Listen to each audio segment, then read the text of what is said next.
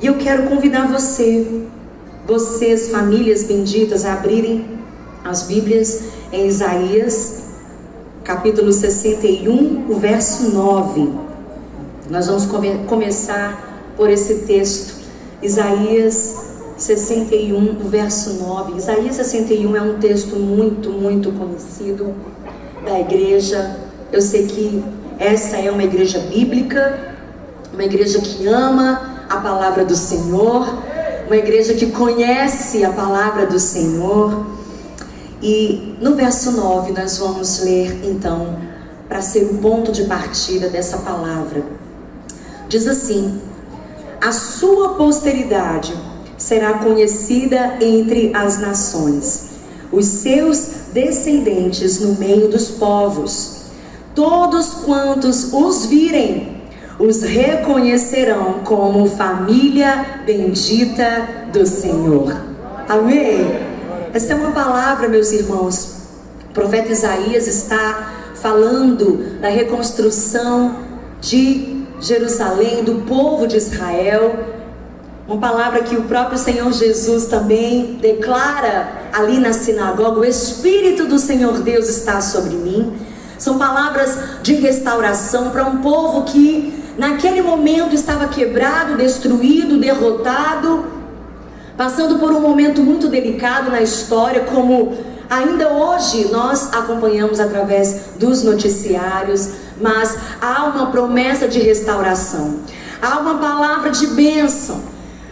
Na destruição, no entulho, não é que a nossa história vai acabar. A gente pode até estar passando um momento difícil na família, no lar, na relação com o marido, com a esposa, com os filhos, mas o final da nossa história é um final de vitória, é um final de reconstrução, é um final de bênção. E é isso que o profeta está liberando sobre a nação de Israel. E é claro, nós somos o novo Israel, como diz a palavra no Novo Testamento. Nós fomos enxertados na videira, temos direito às bênçãos. Desde Abraão também somos chamados famílias benditas. E eu quero que você guarde essa profecia, porque é uma palavra para nos encorajar. E ele está dizendo: a sua posteridade. Meu Deus, eu que ainda nem gerei, mas creio no que ouvi hoje aqui, me aproprio dessa profecia e também digo que a minha posteridade será conhecida entre as nações e os meus descendentes no meio dos povos. E ouça isso, meu irmão, minha irmã: todos quantos os virem, todos quanto virem a família Ágape, a sua família, também os reconhecerão como família bendita do Senhor. Amém? Você pode glorificar o Senhor por essa profecia? Aleluia! Aleluia! Amados, família é um projeto de Deus. Provavelmente você já ouviu essa expressão muitas vezes, mas não é um jargão, não é uma frase de efeito, não é um pensamento que foi liberado por algum filósofo, algum teólogo. É o fato. Família é um projeto de Deus, por isso que é infalível. Por isso que desde séculos e séculos, debaixo de tanta investida do diabo, a família permanece de pé. O projeto de Deus, família, permanece de pé, porque Deus ama a família. Sabe, lá no início, lá no Gênesis, ele não está dizendo farei, não. Ele diz façamos, porque ali já era família, sempre foi família, é família, será família para sempre.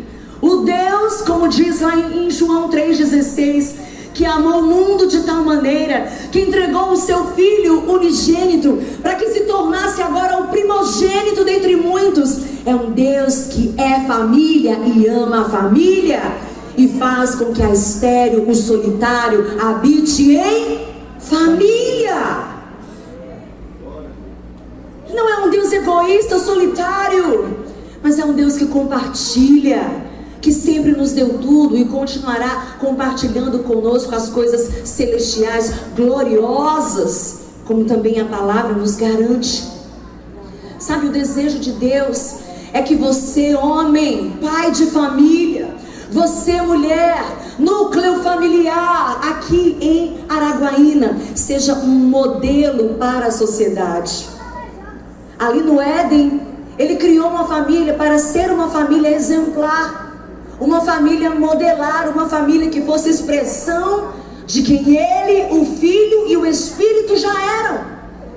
Adão e Eva foram criados com esse propósito, para também serem família, porque o sonho de Deus, o sonho do Pai Celeste é que toda a sociedade aqui desta cidade seja impactada por famílias benditas e famílias saudáveis. Eu quero declarar que a solução do Brasil não está somente lá nos lugares de governo em Brasília, mas a solução do Brasil está dentro da sua casa.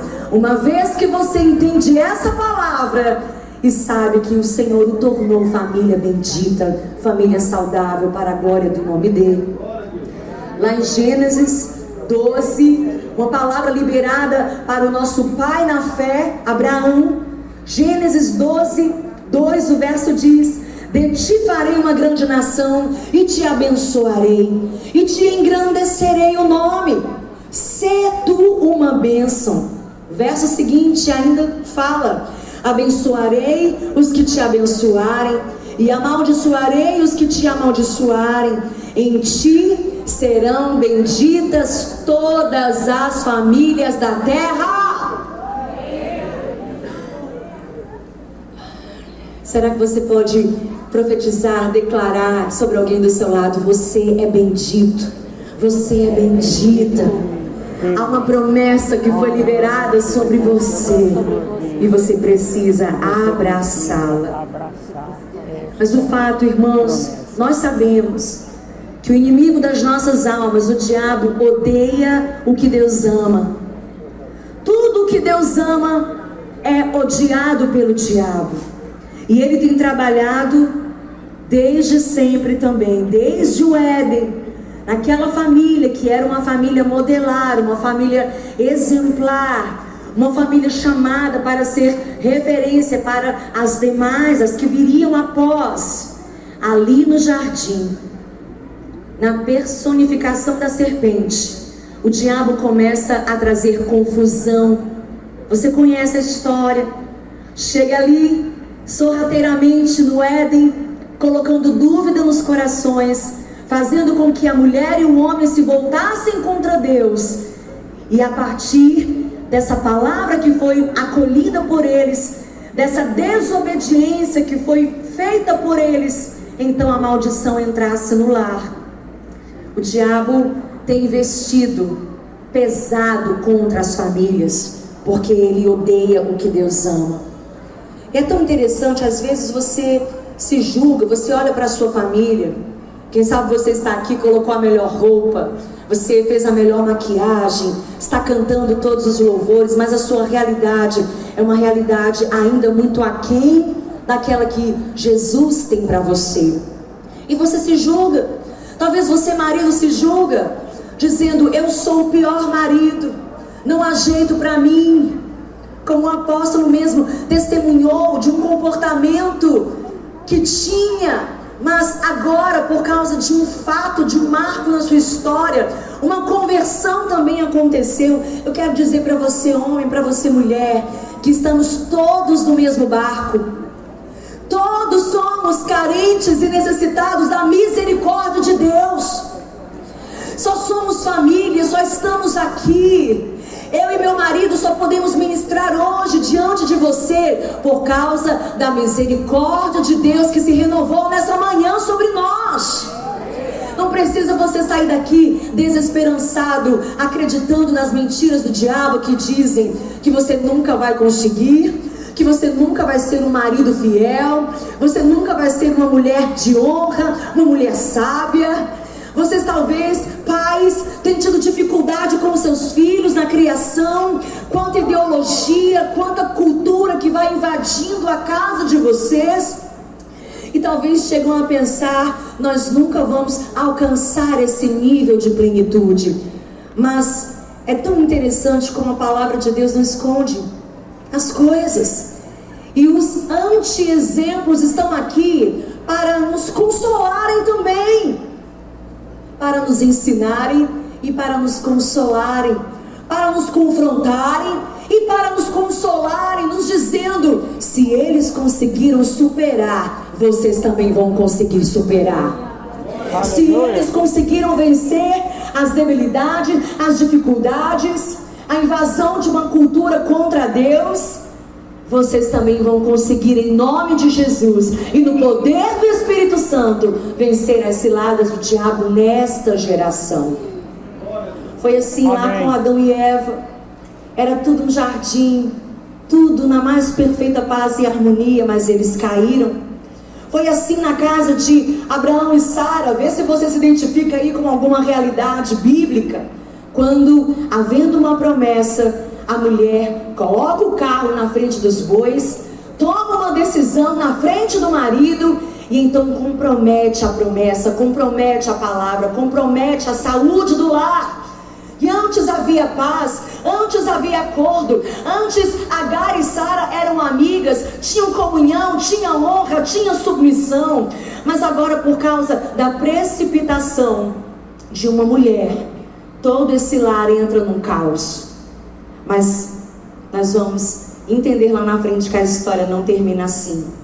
Na casa de Isaac e Rebeca também houve confusão, porque cada pai tinha uma predileção, tinha um filho predileto. Talvez na sua casa esse seja um motivo de guerra. Você é a preferida do seu pai, a sua irmã é a preterida do seu pai. E isso causa, então, indignação, divisão dentro do núcleo familiar. Você sabe que quando Isaac decidiu abençoar a Esaú com a bênção da primogenitura, porque ele era o primeiro filho, então dele, de direito, de legitimidade, seria a bênção da primogenitura. Então, a esposa, que deveria ser essa parceira, essa ajudadora, Rebeca vai lá em Jacó, entrega os planos do patriarca, e você também já sabe tudo quanto aconteceu. Chegar no limite de um irmão tomar a bênção do outro. Você também sabe que na casa de José as coisas não foram fáceis. Um irmão escolhido, um filho, um homem escolhido por Deus, a quem Deus dera sonhos, visões, mas aquele homem era odiado, era invejado pelos próprios irmãos, porque também era o queridinho do papai. Os irmãos, os próprios irmãos armaram para José. A história de José foi tão difícil, mas graças a Deus que em todo tempo ele diz: eu passei por tudo isso, mas em todo tempo a mão do Senhor estava comigo.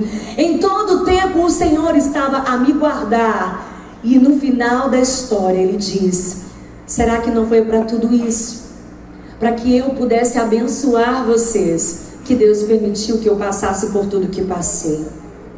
Será que a sua família se identifica com a família de Davi? O rei Davi, o homem abençoado, o homem segundo o coração de Deus, mas que não teve uma felicidade, sabe, com a sua descendência, com a sua posteridade. Salomão, enfim, foi o seu sucessor, mas a partir de Salomão tudo foi se perdendo, toda a bênção, toda a história que Davi havia construído foi então não sendo cuidada, zelada de geração em geração. E tudo quanto Deus ainda fez é porque tinha uma aliança com Davi. Você sabe que ali na administração dos filhos, Davi teve muita dificuldade e no fim da sua vida não conseguiu então criá-los, cuidá-los no caminho, a ponto de coisas terríveis acontecerem. Foi assim também na casa do sacerdote Eli, que não deu conta dos seus filhos, Ofni e Finéias, ainda que chamasse atenção, ainda que cuidasse, ainda que repreendesse. A palavra fala lá em 1 Samuel 2, o verso 12: era, porém, os filhos de Eli, o sacerdote, o homem de Deus, filhos de Belial. É assim que a palavra os chama. E continua dizendo: esses filhos não se importavam com o Senhor. Talvez ainda, meu irmão, a sua casa se pareça com a casa de Jó, sobre a qual vem eventos terríveis, catástrofes. E no momento mais difícil na vida de um homem, quando ele precisa de uma ajudadora, ou quem sabe seja o contrário, no seu momento mais difícil, mulher, em que você precisa de apoio, você está doente, você está perdendo tudo, chega alguém para dizer: amaldiçoa esse Deus e morre. As circunstâncias não conseguem superar as crises. Aliás, a fé não consegue ser maior do que as circunstâncias que se colocam diante de vocês. Sabe, o tempo passa muito rápido, eu poderia falar sobre várias famílias disfuncionais. A Bíblia não nega nada. A Bíblia não é esse livro que só nos conta coisas maravilhosas, ainda que nos conte muitas coisas maravilhosas. Mas eu creio que o Senhor, em sua soberania, fez com que nós conhecêssemos tudo, como eu já falei, para nos confrontar, para nos ensinar, para nos trazer uma sabedoria, para não irmos por esses caminhos. Agora eu pergunto: por que não falarmos das nossas próprias famílias? Por que não admitirmos que nós, famílias, também temos sofrido ataques terríveis do diabo? Parece que algumas estações chegam até nós e vai dando tudo errado. Talvez você está vivendo como família um grande inverno espiritual, e a atmosfera da sua casa, o seu ambiente familiar está completamente transtornado.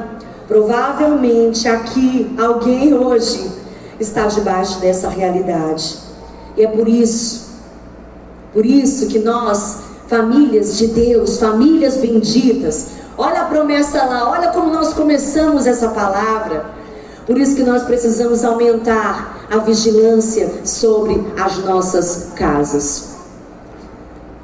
Vigiar contra agendas que querem entrar na cabeça dos nossos filhos. Eu já estou aqui profetizando sobre mim.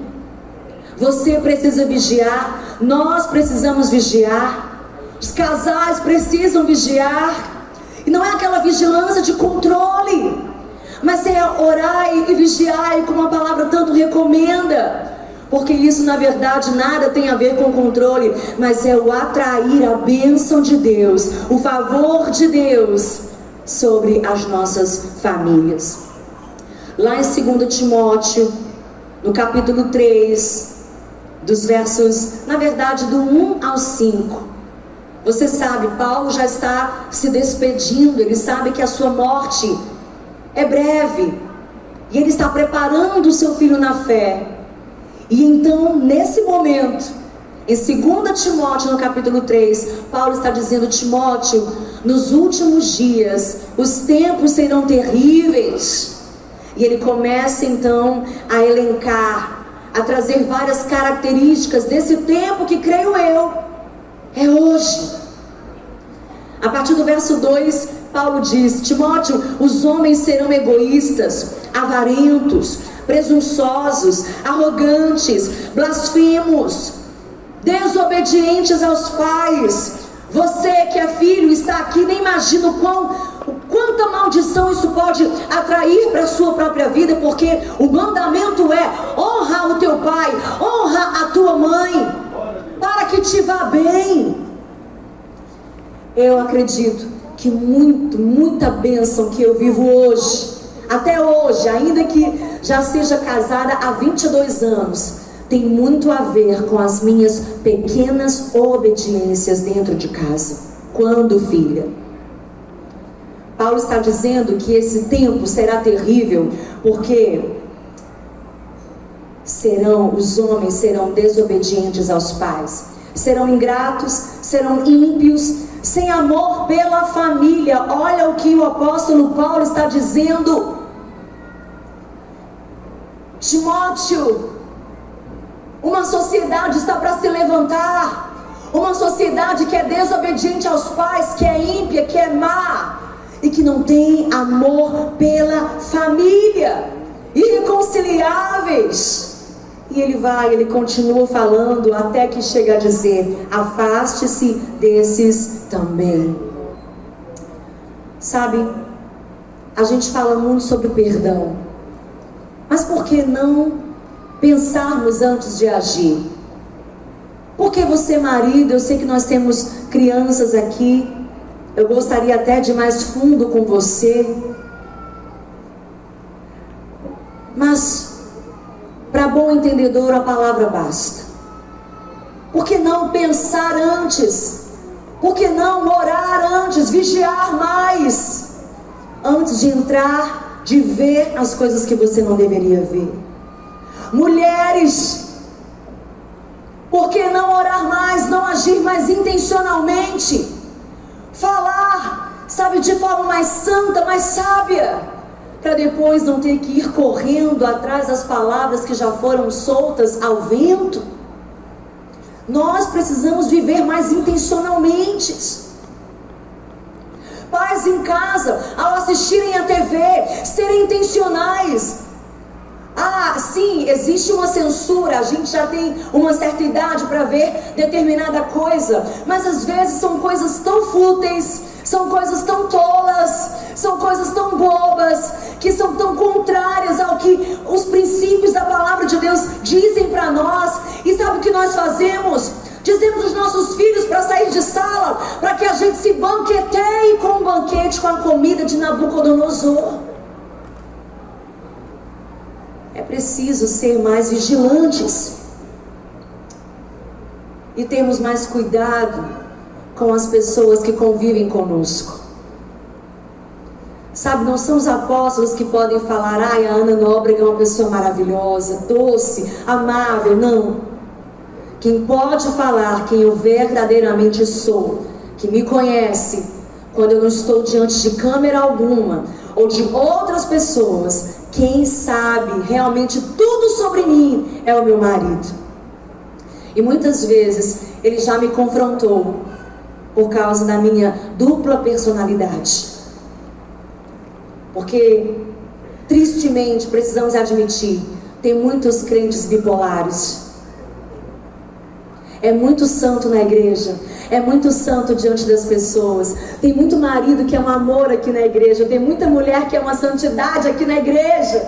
Mas quando chega em casa, quando você pode se desarmar e ser quem verdadeiramente você é, Cristo falta. Que o Senhor tenha misericórdia de nós, e que nós trabalhemos na construção um do outro. E que vocês, como pais, possam também trabalhar com todo o amor, com toda a graça e misericórdia na construção dos filhos, da herança que Deus lhes deu. Lá em 1 João 4, verso 20 e 21 diz: se alguém afirma, eu amo a Deus, mas odeia o seu irmão, é mentiroso. Pois quem não ama o seu irmão a quem vê, não pode amar a Deus a quem não vê. Ele nos deu este mandamento: quem ama a Deus, ame também o seu irmão. E a pergunta que o Espírito Santo nos faz: como está o nosso relacionamento com as pessoas de casa que a gente vê? Como perdoar os filhos que se revoltam e querem quebrar todas as regras? Um filho rebelde, um filho desobediente. Você sabe que na figura do pai, através da parábola do filho pródigo, nós temos os filhos, os dois, o que fica em casa e aquele que vai, sai e desperdiça tudo. E você vê o amor do pai que ama os dois incondicionalmente. Aqui está uma chave, algo para você abraçar na criação dos seus filhos. Como conviver com o cônjuge que não lhe dá ouvidos? Quantos maridos se queixam das mulheres? Ela não me ouve. Eu a aconselho, ela não me ouve. E também, não muito difícil, encontramos mulheres que se queixam dos seus maridos. Como honrar também pais que irritam e defraudam seus filhos? Porque os pais também não estão isentos de suas responsabilidades. Quantas vezes o filho é revoltado, o filho não ama mais, o filho não honra mais? É claro que não é justificativa, mas muitas vezes tem a ver com uma palavra, uma promessa que foi dada e não foi cumprida. Muita promessa, muita intenção, mas também muita defraudação. Como lidar na era das redes sociais, quando as novidades, eu estou grávida. Eu conheço famílias em que os pais ficaram sabendo que as filhas ficaram grávidas na internet. Porque o povo da internet sabe muito mais rápido das novidades que o povo de dentro de casa, quem deveria saber primeiro. Estamos dando as primícias, o amor, a paciência, a honra, a alegria para os de fora e não cuidando dos que estão dentro. Para os de fora o melhor copo, o melhor prato. Para os de casa qualquer coisa. Para os de fora a melhor roupa. Para os de dentro, para o marido qualquer coisa. Para a esposa qualquer coisa. E lá ainda em 1 Timóteo, capítulo 5, verso 8 diz: se alguém não cuida de seus parentes, e especialmente dos de sua própria família, negou a fé e é pior que um descrente. Quantos aqui ouviram essa palavra agora? Diga amém. Eu vou ler de novo. Se alguém não cuida de seus parentes, e especialmente dos de sua própria família, negou a fé e é pior que um descrente. Contando aqui um breve testemunho, já caminhando para o final dessa palavra. Meu pai já está numa certa idade, já perdendo a dentição. E foi aniversário do meu marido há pouco tempo, e nós fomos a Fortaleza. Moramos em São Paulo, mas fomos a Fortaleza. E eu disse: pai, vamos lá encontrar, vamos lá comemorar o aniversário de Devaldo. E ele disse: filho, eu não vou te dar muita desculpa, eu vou ser bem direto com você. Eu perdi os meus dentes e eu vou começar então um tratamento dentário, vou então cuidar de tudo, mas do jeito que eu estou, não tenho coragem de sair de casa. Ele já é aposentado. E eu falei: pai, então vamos cuidar, vamos cuidar. Vamos lá, o que o senhor precisa? Vamos começar. E ele disse: não, filha, você já nos abençoou demais, já me abençoou demais, já fez aquilo por mim lá no ano 2000, já me deu determinada quantia. E eu falei: não, pai, o senhor não está entendendo. Se as pessoas lá fora virem que o meu pai não tem condição, está sem a sua dentadura, não está podendo sair de casa sorrindo, porque está com essa necessidade, para mim ficará feio, será um mau testemunho meu. É o meu dever, é a minha alegria, sobretudo é a minha alegria cuidar do Senhor, prover para quem um dia proveu a mim. Agora eu tenho a oportunidade de prover e cuidar do Senhor. Porque aqueles que não cuidam dos seus, dos da sua própria família, negaram a fé e são piores que um descrente. Cuide da sua mulher, cuide do seu marido, cuide dos seus filhos. Amados, existem muitas situações que nos fazem desabar, nos deixam enfraquecidos, emocionalmente e visivelmente abalados. A gente precisa ter cuidado com a estratégia de Satanás, que é o quê? Nos dividir. Trabalha para dividir a nossa casa. Tanto que Jesus fala: um exército dividido não vai vencer. Se a sua casa estiver dividida, você não vai vencer.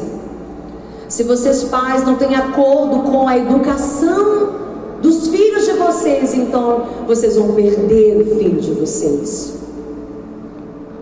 Um manda, o outro desmanda. Não! Tem que haver acordo, porque uma casa dividida não subsiste. e discutir, brigar, gritar. Não vai ajudar, essa não é a solução, só vai fragmentar ainda mais um ambiente que já está quebrado. E talvez você diga: Ana, você não sabe como é que está a minha casa, você não conhece a minha realidade. Você diz: Ana, a minha casa está um monte de entulhos, é destruição por todos os lados. Sabe que um dia Israel também esteve assim, era só entulho. Você vai hoje, é aquela nação grandiosa, poderosa, com armas bélicas, invencível, um lugar onde o deserto floresce. Mas nem sempre foi assim. Um dia Neemias ouviu falar que ela estava em ruínas, os muros estavam derribados, não havia proteção, era uma cidade completamente, aliás, ela nem existia. Então ele volta para a sua terra, ele volta para os seus, ele se dispõe a reconstruir os muros da sua terra natal. E enquanto ele está nessa obra, fazendo essa grande obra, a obra que o Senhor hoje nos convida, é dia de vestir a camisa, de arregaçar as mangas e cuidar primeiro das nossas famílias. Enquanto ele fazia isso, os inimigos, Tobias, Sanbalate e outros inimigos disseram: será que desse monte de entulho, de lixo, será que vai suscitar alguma coisa daí? E talvez você se sinta da mesma forma: será que vai nascer alguma coisa daqui? Será que desse casamento todo destruído, será que dessa história toda destruída, será que desse monte de entulho Deus vai fazer uma nova história? Mas o Senhor promete: vocês serão famílias benditas, e todos verão, todos saberão que vocês são famílias benditas. Sabe, tudo que você precisa fazer hoje, quando sair daqui, não é se preocupar se amanhã vai achar uma cadeira para ver a Ana Braga cantar, não. Tudo que nós precisamos fazer ao sair daqui hoje é sermos sinceros diante de Deus. É sair daqui, chegar lá na sua casa e ter uma conversa com sua esposa, procurar um ambiente para confessar pecado. A nossa maior preocupação no final dessa convenção aqui na Igreja Ágape é se nós seremos famílias mudadas, famílias transformadas. Essa deve ser a nossa maior preocupação. Precisamos de um coração quebrantado, porque um coração quebrantado o Senhor não despreza. E mesmo, mulher, quando parecer que tudo que você está fazendo, homem, quando parecer que tudo que você está fazendo, todo esforço, toda oração, toda palavra lançada, sempre que você achar que não está resolvendo, você precisa crer que a palavra de Deus não volta vazia. A palavra de Deus não volta vazia. Ele está vendo todo o seu esforço. Às vezes você está apegado demais a algo que você deveria esquecer. Quantas mulheres não conseguem esquecer a traição lá do ano 1990? Sabe, hoje talvez tudo que você precise é de um bom esquecimento, não de uma boa memória, mas de um bom esquecimento, como o Senhor faz conosco, lançando o nosso pecado no mar do esquecimento, e dele não se lembra mais. Hoje, para você viver uma nova história na sua família, você precisa deixar algumas coisas para trás para avançar. E precisa amar tão intensamente a ponto de tudo isso, esse amor, sobrepor os desejos de vingança que nós alimentamos. Coloque-se de pé no seu lugar. Eu quero ler a última profecia dessa noite, que está em Malaquias, capítulo 4, versos 5 e 6. Malaquias, capítulo 4, versos 5 e 6, está escrito: vejam, Eu enviarei a vocês o profeta Elias antes do grande e temível dia do Senhor. E ele fará com que os corações dos pais se voltem para os seus filhos, e o coração dos filhos para os seus pais. Do contrário, eu virei e castigarei a terra com maldição. Há uma promessa de restauração. Deus vai converter os nossos corações. Deus vai mudar, Deus vai transformar a história das nossas famílias. Ele está levantando profetas, Ele está levantando profetisas. Ele hoje me trouxe aqui essa noite para dizer a você, mais do que lutar por uma posição social, mais do que lutar pelo dinheiro, por ter isso ou aquilo, lute pelo que verdadeiramente importa, que é a sua casa, a sua família firmada na rocha. Pode dar vento, pode a chuva ser tão violenta, mas ela não será derrubada. Nós vemos tantos artistas, tantas personalidades que ganharam muito, mas perderam a sua alma. Mas com o povo de Deus aqui não será assim. O povo daqui é bendito. Famílias benditas, famílias benditas, famílias saudáveis, famílias curadas, famílias que amam o Senhor. E nós vamos declarar essa última canção, que é uma oração. Nós todos vamos pedir: Senhor, leva-me mais fundo. E que estes sejam dias onde nós sejamos levados mais fundo na presença do nosso Deus. Amém? Vamos declarar isso.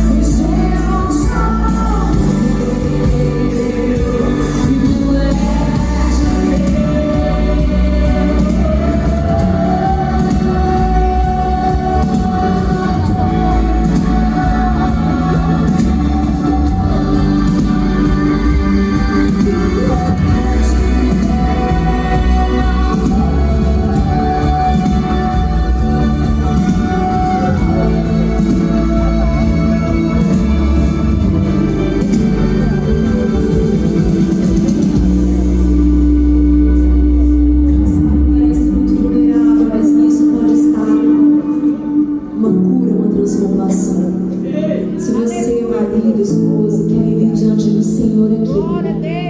Sabe, reconhecendo, nós precisamos de um novo posicionamento diante de Deus. Sabe o seu lugar, eu vim aqui à frente. E você que entendeu essa palavra, faça a mesma coisa enquanto nós cantamos. Que ame pra que em tudo em ti confie. Sobre as águas eu caminho, por onde quer que chames. E leva-me mais fundo no que eu já estive. E minha fé será mais firme, Senhor, em tua presença.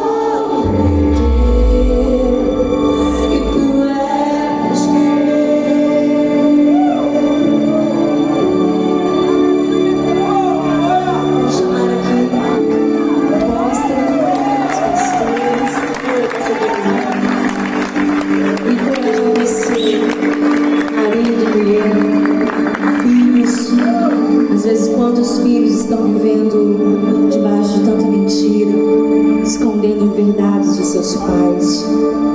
Que essa seja uma noite em que o Espírito Santo incomode a todos nós.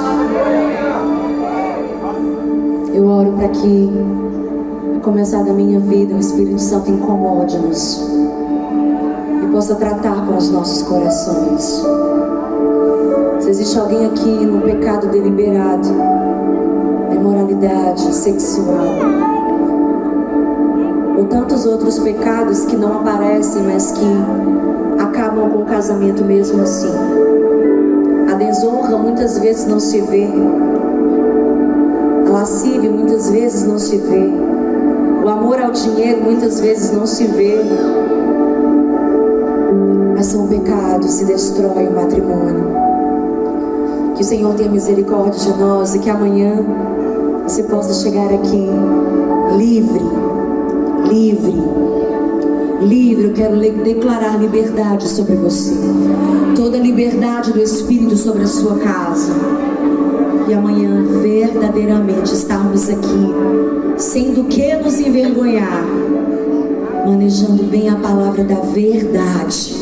Que haja verdade de Deus sobre a sua casa e toda mentira caia por terra em nome de Jesus. Amém. E amanhã nós vamos celebrar mais, vamos cantar mais, orar mais, e o Senhor vai continuar completando a obra que Ele começou em nós. Amém.